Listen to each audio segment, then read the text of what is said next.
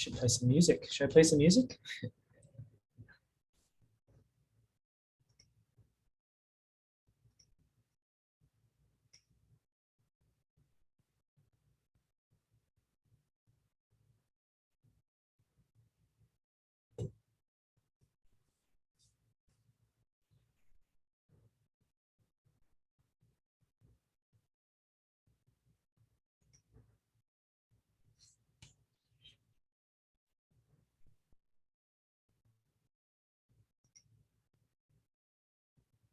Hello, everyone who's joined right on time. Get bonus points for joining right on time. Just trying to figure out if I can play a little welcome music. What's a good welcome music song?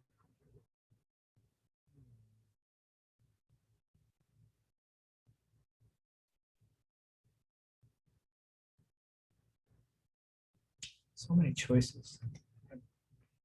Paralyze your choice. Anyway, while we wait for some people to join, I should look at the chat. Let's do a little icebreaker. We have a little icebreaker chatbot. So we have these three choices. We can laugh or cringe at a dad joke together, look at a picture of a cat, or see a riddle. What would you all vote for? Put in the chat what you'd like. All right. So Corey says picture of a cat. Here's a random picture of a cat. Oh. All right, let's see. Thanks, Autumn, for the suggestion. Let's do a riddle.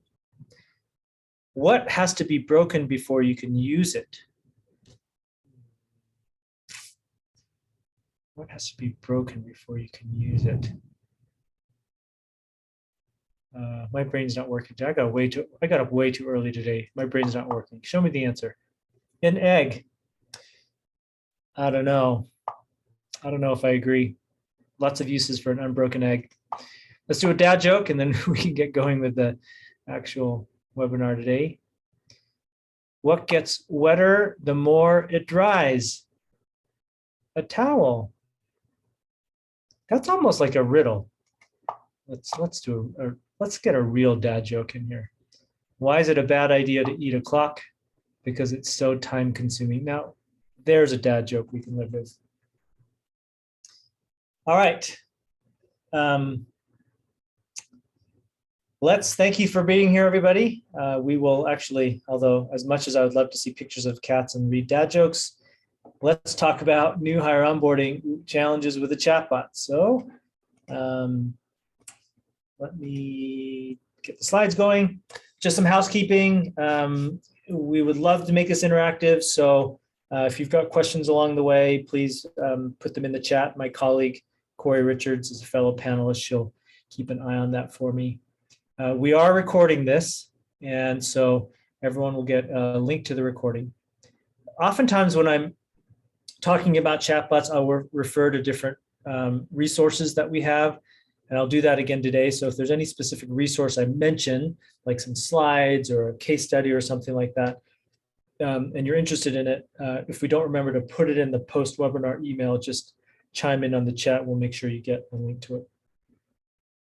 If we haven't connected on LinkedIn already, I would love to do so. I post about chatbots and running and things like that, and I love to read what other people are doing as well. So let's connect on LinkedIn, and any questions that you might have along the way, please shoot me an email. So with that, let's get started with today's topic, and that is chatbots and new hire onboarding. Now, I always like to start with defining, like having the, when I say chatbot, let's kind of agree on what this means. So there's a couple chatbot types and a couple different areas where chatbots live that I want to talk very briefly about. So most of us have had experience as a consumer with a chatbot when a chatbot's living on a website. So it's a web-driven experience. It's that little chat icon at the bottom right of a web page. And it's really sort of secondary to the web page, right? You only are accessing it if you've got a question or need some help. Chatbots like that typically are like help desk use cases. That's what we see on the left. Hello, how can I help you? And they tend to be sort of machine learning based natural language processing. That's what NLP stands for, because the assumption is if I've got a consumer website and I've got millions of people coming to it, there's lots of different ways to ask the same types of questions. And hey, let's try to have a computer understand what type of help people need. The other type of chatbot is what I call a programmatic or rules-based chatbot. So for example, let's say that if we take a look at this example on the screen, you ask a question to the user. And if the question is like, hey, what's your job function? And if the user says, oh, I'm in sales, or maybe the question, because this says, if responds yes, like, are you in sales? And if they say yes, then you're going to send them this particular message. And so there are tons of different rules that you can create to customize and personalize a message. Now, taking a step back even further, a chatbot simply is an automated message, automated messaging. And so these are two very different use cases, but all automated. And the type of chatbot and the design of the chatbot that you'd want and the purpose of the chatbot, a lot of it is driven as where you want the chatbot to live. Now, the easy answer to the question of where do you want the chatbot to live is, where is it most accessible for your target audience? So if I'm wanting to do a customer service user experience, well, if people are on my website, it's going to be pretty easy for them to click on that little icon on the right hand of their screen. So you have the public websites where a lot of chatbots live. Way over on the right-hand side of the screen, you can have chatbots on common mobile messaging platforms on your phone. So common mobile messaging platforms include SMS, Facebook, WhatsApp, and in the workplace, we've got collaboration platforms in the middle here, like Microsoft Teams or Slack or WebEx Teams or Zoom. And each of those typically they have a downloadable mobile app as well. So the whole idea is, where's your target audience and how can we make things as easy as possible for them to interact with a chatbot? And that's in contrast to, the reason I'm talking about this is like, what are the alternatives to engaging your target audience?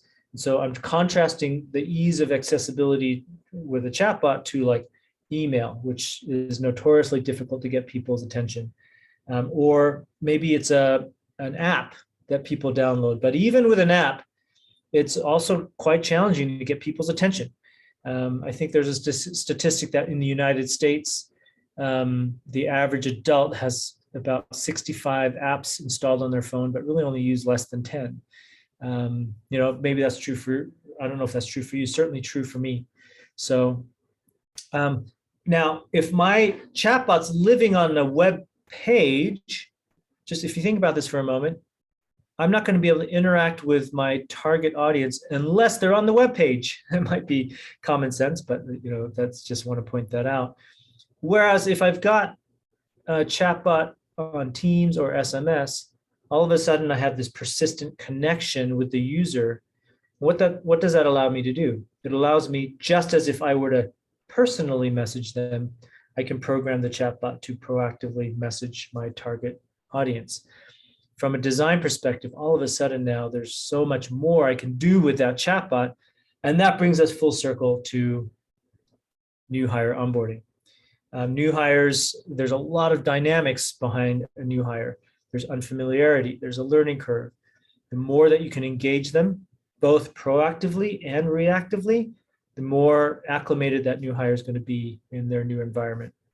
So let's talk about that for the rest of the webinar today. Before we do so, let's try out a chatbot. So I have a new hire onboarding example of a chatbot. There are 3 ways to try this out. There's a US SMS number that is on the screen here, 801-515-4028. And to try this out via SMS, it's just as if you were texting a new person that you've met, text hi. Put in that number and say hi. If you can, I would recommend the SMS channel to do a demo with, because it's a really good one to start thinking about how to engage a new hire in the United States anyway. If you're not able to do that, there is a web version and a Microsoft Teams version. And my colleague Corey has put those links conveniently in the chat, so you can just click on them. So I'll give you a moment to try them out. And if you could just put in the chat a thumbs up or it's working, so I know that it's working. We always have, what is it, Murphy's Law, that when you test something, it's working, and then you try to get someone else to test it, all of a sudden it doesn't work. We're trying to avoid that today. So I'm pretty sure these are working. So give me a thumbs up if you've got, if you've successfully engaged with the chatbot. Thanks, Antonio. Appreciate it. Thank you, Autumn. Thank you, Luz, working with the web. And let me know if, Luz has said that it's working on the web. Also put in the chat how you're engaging with this chatbot through Deirdre, SMS, thank you. Curious if anyone's using Teams, but this is very simple. It won't take more than a minute, so we'll move on here pretty quickly, but I just want to have you give you a moment to interact with this chatbot. Now, with SMS and Teams, you'll notice that you didn't have to download anything. Well, I'm assuming if you clicked on Teams, it's because you already have Teams on your computer. So you didn't have to download anything. There's no login, right? There's no username and password. That's one of the things with new hires. There's lots of new systems that they have to get to know, lots of new systems that they have to bookmark, and usernames and passwords and things like that. And so all of those things, each click, each decision is a barrier or an obstacle to get to the content that they're looking for or that they need to consume. That's where a chatbot can be really advantageous because it's so frictionless that way. Great, so hopefully everyone's being able to try that out. I want to next, so what we're gonna do now, first of all, if anyone has any questions or technical problems, put them in the chat between Corey and I. We'll make sure we'll answer them. But hopefully you got a taste of what this back and forth automated interaction could look like. I'm going to walk you through a case study that I think is really interesting. I'll do that pretty briefly. And then we're going to talk about design principles and how you would go about doing this.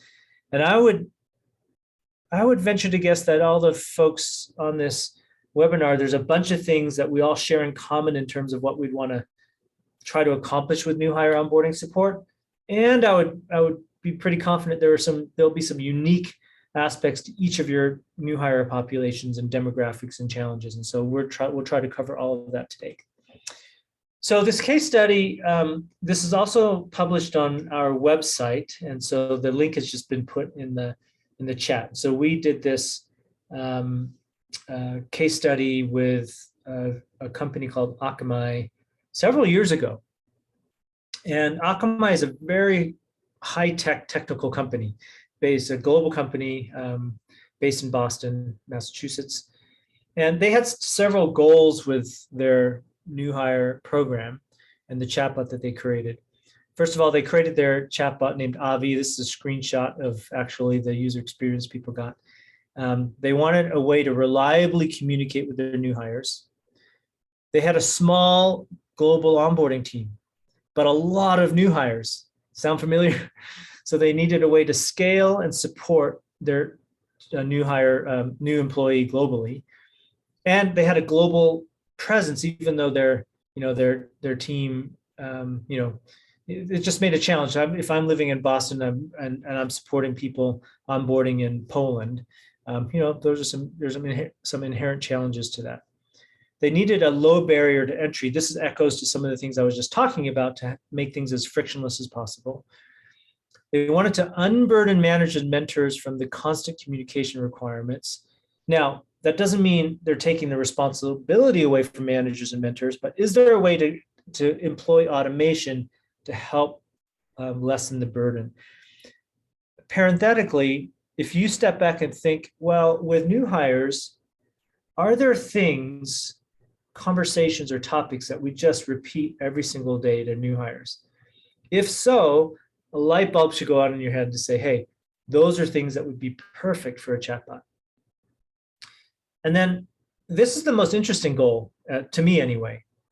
So because Akamai is such a technically driven company, technically based company, their new hires have to pass a certification to demonstrate a level of competency and knowledge before they can actually functionally start their job. And so you can imagine it's a big deal on the certification pass rate and how quickly they do it. If it takes me 3 weeks to pass this certification before I can start my job versus 10 days, that's a big deal. I mean, if you actually do the calculation of cost, it's actually, a huge business driver. So that's what they wanted the chatbot to do. So big challenge. All right, I have to click in order to, my computer's not yet hooked up to my, I don't have telepath. I was just sitting there like, why isn't my slide advancing? Is because I didn't click anything, but now I did. Here's the next slide. So design, how did they design this chatbot? Well, they had to make a decision of where will people communicate with this chatbot. So they made two choices: SMS for countries where SMS was popular and common. And then there's a messaging app called Line. So these are two channels that they chose. So in certain countries, Line was a lot, more convenient for people. They designed the chatbot to proactively send messages. So this goes back to that rules, programmatic driven type of chatbot where they sat back and said, okay, well, how often can I send a reminder or a motivational quote or a survey to gather some information or to check in on how people are doing, to be an accountability buddy. So they sat back and they sort of architected the timing to proactively send those messages. And then, of course, new hires have lots of questions. So when a user asks a question, can Avi answer the question? And if not, can Avi pass that question to the onboarding team, who can then respond through Avi? So that was sort of the design goals of this chatbot. And the results were, this was actually, we like to tout this because we actually won an award with Akamai for this chatbot. But the results were new hires were 58% more likely to complete their certification. They finished their first certification in 20% less time. These sort of the big drivers that we were talking about earlier. And then intrinsically and qualitatively, they reported, 100% of them reported feeling more confident with the concepts learned during the certification process. And so this speaks a little bit to the user experience and the engagement that you can get through a chat versus maybe clicking through and watching an e-learning course where you're trying to follow along with a video, but maybe you're multitasking. And so the whole engagement of learning through chat, I think, can translate very well into more learning and more retention. So that's a case study. Again, there's a link to this full case study in the chat. So you can click on that and bookmark it so you can read more details later. Okay, so I want to have just a brief discussion. We can do this in the chat. As you think about, so you tried that little demo and we talked about this case study. What features would be most helpful for your new hires from a chatbot? I'm just curious what your thoughts would be before we dive into the actual topics and how-to of building such a chatbot. So I would invite you to put in the chat what features would be most helpful. And this could be any type of feature. It could be the type of content that the chatbot sends. It could be questions that the chatbot asks. It could be features of where it would be ideal for the chatbot to be. Where should your new hires find the chatbot? So any ideas that you want to put into the chat?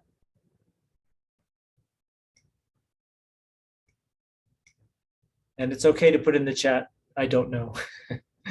Then we'll try to cover that for you. So Corey says, easy access to common questions. That's great. That's one of the great uses of a chatbot. And while people are thinking of things, thank you, FAQs. Antonio asks, did you use the first or second branching approach to AVI? Yes, we use the branching approach for Avi. Yep, good question. And redirecting to a live person is also a great idea. I'll tell you one idea that that we're working on right now with a client on a new hire onboarding approach where their onboarding program, they've got, of course, the new hire. There are 4 people involved. There's a new hire. They assign a new hire a buddy. And then there's a mentor. And of course, there's the direct supervisor. And to onboard that new hire, all 4 have a role. I think, that's this company has a big commitment to new hire success because, they assign these 4 formal roles. So you can imagine a chatbot for all 4. And of course, the messages being different and catering to the all 4. So let me give you this scenario. Let's say the chatbot asks the new hire, hey, you've been here for 2 weeks so far. How's it going on a scale of 1 to 10? Let's do a smile sheet. And let's say that they say, it's not going so good. You can imagine what types of messages you would then want the chatbot to send to the buddy and the mentor and the direct supervisor. Hopefully you can imagine that. So that's an example of a feature that I think could be really clever and helpful and impactful. So let's go on and talk about the type of topics your chatbot can cover. And here's the challenge for you. Well, let's talk about the first topic and I'll issue the challenge to the group. So what type of topics can your chatbot talk about? First, corporate culture. Here's an example. Did you know that we have a book club and other special interest groups? Check them out here, and there's a link. Now, what other corporate culture type of messages can you imagine? Please put them in the chat if you can think of any. I heard, this is a project I didn't work on, but I heard from a consulting company in Europe, and like a classic world-class consulting company, they had a very type A culture. And they built a chatbot to help with new hires, and the chatbot solicited questions. And they thought that, they said, hey, we've onboarded thousands of people in our company over the years, so we know exactly what types of questions people are going to ask. But they were surprised at some of the questions that came into the chatbot that they hadn't anticipated. And one of them was, women were asking the chatbot, hey, what's the norm with makeup and dress? I thought that was really interesting because they felt safer asking that type of, I guess, potentially more vulnerable type of question to a chatbot than a human being. And so that is a really important insight when you're thinking about chatbots, because there are instances where people feel more comfortable asking a question to a computer. So thank you for your comments in there. I'm reading some of the ideas, and yep, absolutely, those are some great examples. Now let's look at the next one. What about best practices? Imagine the chatbot saying, hey, we've surveyed our new hires over the past 2 years. Here's a list of tips from those who have come before you. Very pertinent, I think very helpful for new hires. Another is, this has been alluded to in the chat already, FAQs or knowledge base. That includes acronyms, like raise your hand if your company has too many acronyms. Probably everybody. But imagine a chatbot that can have all the acronyms related to your company, your industry loaded into it, where all I have to do is type in the acronym and the chatbot tells me what it stands for. So here's a scenario, a new hire. They're on one of their first conference calls. They're nervous. They want to make a good impression. They want to make sure that they belong. And then all of a sudden people start spitting out acronyms here or there. As that new hire, am I going to stop the meeting and say, hey, what are you guys talking about? Probably not. I'm just going to try to roll with it and catch on eventually. But what if the chatbot was up on my computer on Teams or available on SMS and I could just type in the acronym as I go? It's a great use case. And that's a great example of FAQs or knowledge base. Administrative tasks, Luz mentioned that in the chat. So here's an example. Remember to fill out your 401k enrollment by June 15th. Benefits, all sorts of administrivia you can take care of with a chatbot. Compliance, a lot of companies are under compliance regulation. So, we have a customer now who is under regulatory policies. And so new hires actually have to finish certain courses by certain deadlines. And they've got a team of humans that just go chase people down. And so what a great way to replace all that work with a chatbot who can do the same thing. And by the way, chatbots never sleep and they don't get tired and they don't complain. So um, uh, what about messages related to the new hire specific job function? So here's an example.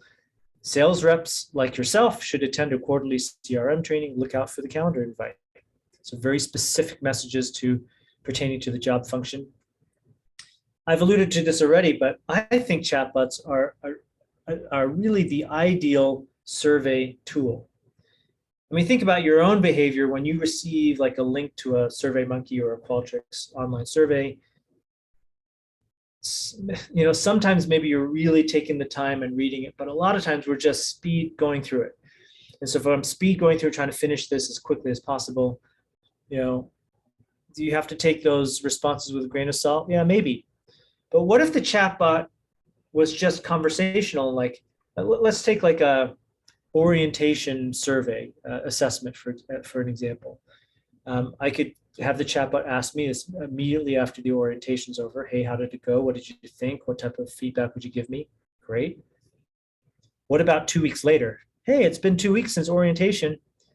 Upon reflection, what do you think? What stuck? What could we have done better? Really easy. It's conversational. You get the benefit of being able to engage them over the span of time. I just think there's a lot of great use cases for chatbots and surveys. So these are some of the topics that your chatbot can cover. Of course, there's other things that you might think of. And if you can think of other types of topics that a chatbot would be really useful for new hires, please put them in the chat. I'd love to hear your ideas. Now, when you go to design your chatbot, here are some design considerations.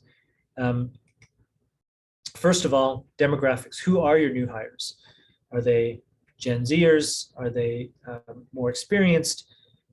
Do they speak, what language do they speak? What are their cultural norms? The nice thing about a chatbot is you can completely customize the tone, the personality, frequency, all of these things to the demographics of your new hire. As opposed to building software, which tends to be a lot more rigid. You should step back and think, okay, based on all the dynamics of the goals we have for our new hire program, how often am I engaging our new hires? Once a day, twice a day? And for how long? The first week, the first month, the first year. These are all completely customizable considerations you can make.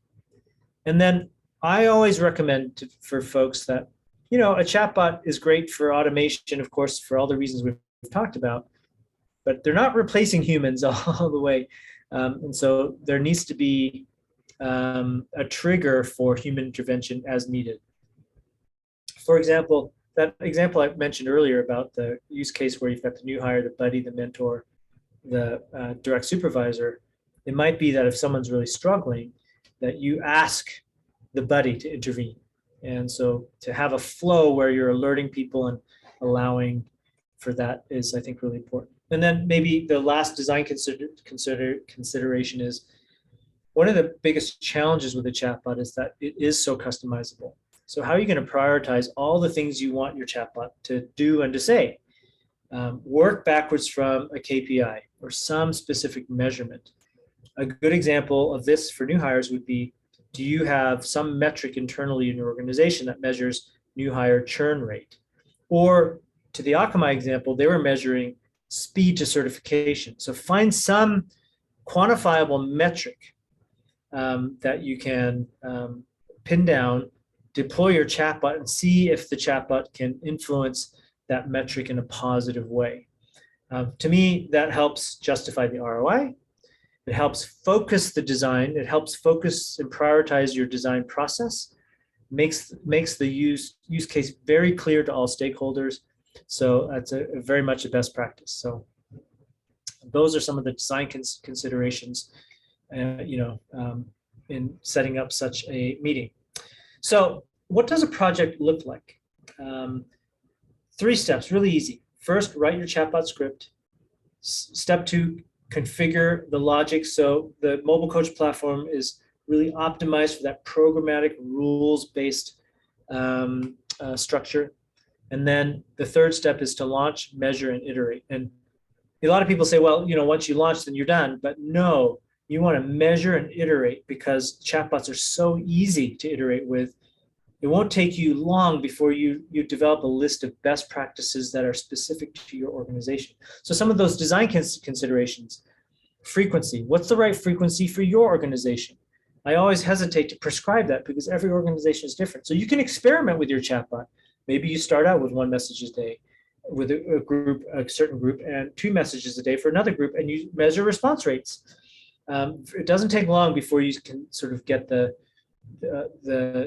sort of the best success drivers. So frequency, time of day, tone and personality, all those things can be measured and iterated against. So let me show you. So a lot of people are visual like myself, and you might think, well, show me how that works. So I'm going to just take a very quick minute and show you how that works. And should I have had this on my screen already? Yes, but just only take me a minute to get this up. And I will show you. I have my other screen here. That's why I'm staring up into space here because I'm looking at my other monitor. All right, here we go. So this is the mobile coach platform. So when you log in, you see all your data and users and messages and all that. I'm not going to dive into any of that today. I just want to do a brief demo to show you what setting up the logic looks like. So this is my instance with all my different demos. And this is the demo that I believe you tried out at the beginning of the webinar. So you should have received this message. Hi, this is a variable, so I'm not sure what the chatbot's name was. But the chatbot should have asked you what your name was before we get started. What should I call you? So this is an example of the programmatic aspect of it. Let's take a look at this message. Of course, I can type in any language. I can have the chatbot say whatever I want it to say here. I can attach media. I can have pictures. I can send a link to a video, PDFs, lots of things. But this script says, before we get started, what should I call you? So what do we want the chatbot to do? We want the chatbot to wait for you to answer. We probably want to consider how long does the chatbot wait before, like, if someone never answers, does the chatbot never engage? So this is sort of a design consideration you have to think about. Then if they do answer, what do I want to do with their answer? And then what do I want the chatbot to do next? Right? All makes sense, right? So in my controls here, I can have, I'm going to wait for 5 days before someone answers. That's my scheduled wait time. And then I want the chatbot to do something different. So that's what that control is. And I'm doing this very quickly. If anyone wants a deeper demo of the platform, I'm happy to give that at some point. And then when the user responds, I want to actually save the user response. So that's what I have here, set user field, and I've got a full name. So I'm going to save your response as your full name. And then I'm going to have the chatbot send the next rule. Pretty easy. So that's what we mean by rules driven. Now, for that particular case, you just texted a keyword, got this question, boom. But there might be cases where I want to calendar certain messages, like for this new hire, I want to schedule a message on program day 8. So 8 days after they've started at 2 p.m., I want to send this message. Or day of the month, maybe the third to the last day of the month on their first month at work, I want to send them this message. And so there's these different calendaring options. So that just gives you a brief sense of how you can create a very dynamic journey and populate all your chatbot messages in a pretty easy way. So hopefully that sort of visual is helpful for you to see how that looks. Okay, so almost wrapped up here. The last, and of course I'll take questions in a moment. If you haven't deployed a chatbot at all in your organization, this type of programmatic chatbot, I have found it very useful to make a business case. Now this doesn't have to be fancy or 50 pages long, but it does have to have logic. It has to make sense. And so we talked a little bit about working backwards from a KPI. Define your success metric. Well, that's the first step. Now, how are you going to measure? How are you going to collect the data to come up with the success metric? So that's the second step. So let's take the example of employee retention. We want to improve new hire retention by 10%. Let's say that that's your success metric. Well, the second step here is first you need to know what your current retention rate is. And then you have to be able to feel confident that after you deploy the chatbot, 90 days, 6 months, you can collect that same data.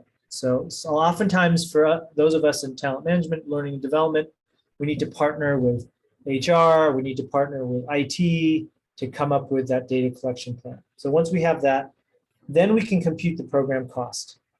How much does a chatbot cost me? How much man hours is required? What does the technology cost? So you come up with that, and then you create your business case where, all right, here's the thesis. If we can improve employee turnover, our current new hire turnover by 10%, that's going to benefit our company by X dollars. This chatbot costs us Y dollars. Therefore, X minus Y, this is going to be well worth it. So if you create that business case, it does a couple of things. It helps you just sort of get your mind around the whole purpose of the platform, but it helps you socialize and get stakeholder approval, to get people excited about it, to get people to help with the program. And again, this doesn't have to be a formal document. It could just be a couple slides, or it could just be rehearsed. It could be back of the napkin as well. But this is just some really important logic to think through as you start socializing the idea of a chatbot for new hire onboarding in your organization. So pretty simple. We went over what a chatbot is. We talked about you tried a demo. We talked about the Akamai case study, which I think is a wonderful example. We talked about the main topics that a chatbot can cover for your new hires. And we talked about some design considerations. And lastly, we talked about creating a business case for it. So hopefully that was helpful to you. We actually have a business case slides. If I go back to the former, I've got like 30 slides. Some of the slides include like chatbot statistics and best practices and case studies. So if anyone's interested in those slides, let me know. Happy to send that to you. What's nice about it, there's 30 slides and you can look through them all and just use 2 or 3 if you want. It's just a resource for you. The Mobile Coach platform, if you want to try this, we support building chatbots on Teams, on Slack, on SMS, on WebEx Teams, on Google, Zoom. Did I mention WhatsApp, Line, Telegram? There's 17 different channels that we can deploy a chatbot on. You don't have to choose one. You can turn them all on, especially if you've got a worldwide audience. So that is solving the new hire challenge with a chatbot. Folks, if you have questions, please put them in the chat. I'll try to answer them as I can. Those of you that don't have questions, thank you for participating. You'll get a link to the recording afterwards. Feel free to share it with colleagues. But any questions from the group?